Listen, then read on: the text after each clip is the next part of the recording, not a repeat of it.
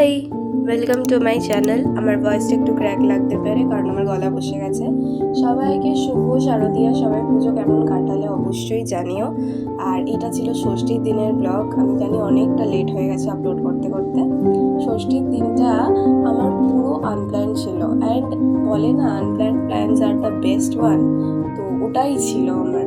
তো আমরা গেছিলাম মাসির বাড়িতে মাকে ছাড়তে, মার ওখানে থাকার কথা ছিল। দেন হঠাৎ করে প্ল্যান হয় যে আমরা ওখান থেকে ঘুরতে যাব, তাই আমি তড়িঘড়ি বাড়ি চলে আসি, এসে জামা কাপড় গুছিয়ে নিয়ে চলে যাই মাসির বাড়ি। আর মাসির বাড়ি যাওয়া মানেই পঞ্চ ব্যঞ্জন সাজিয়ে খাওয়া দাওয়া। তো ওইটা খাওয়া দাওয়া করার পর ফ্যামিলির সবার সাথে গল্প করি। আর এইটা ছিল আমার ষষ্ঠীর দিনের ফিট। যেহেতু পুরোটাই আনপ্ল্যান ছিল, আমি কিছুই প্ল্যান করিনি, তো সেরকম কোনো মেকআপও করিনি। আর এই ইয়ারকাফটা আমি গড়িয়াহাট থেকে নিয়েছিলাম, যেটা আমার 50 টাকা পড়েছে। দেন ওখান থেকে আমি সবার সাথে চলে আসি মিডল্যান্ডের ঠাকুর দেখতে।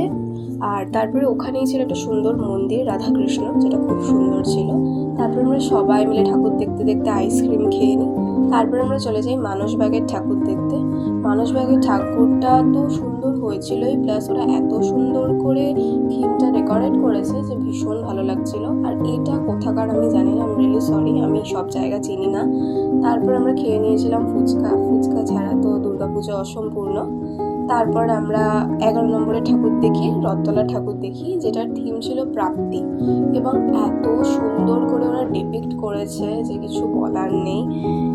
শিল্পীর শিল্পকলা যে কত সুন্দর হতে পারে, এটা হচ্ছে সেটার প্রমাণ।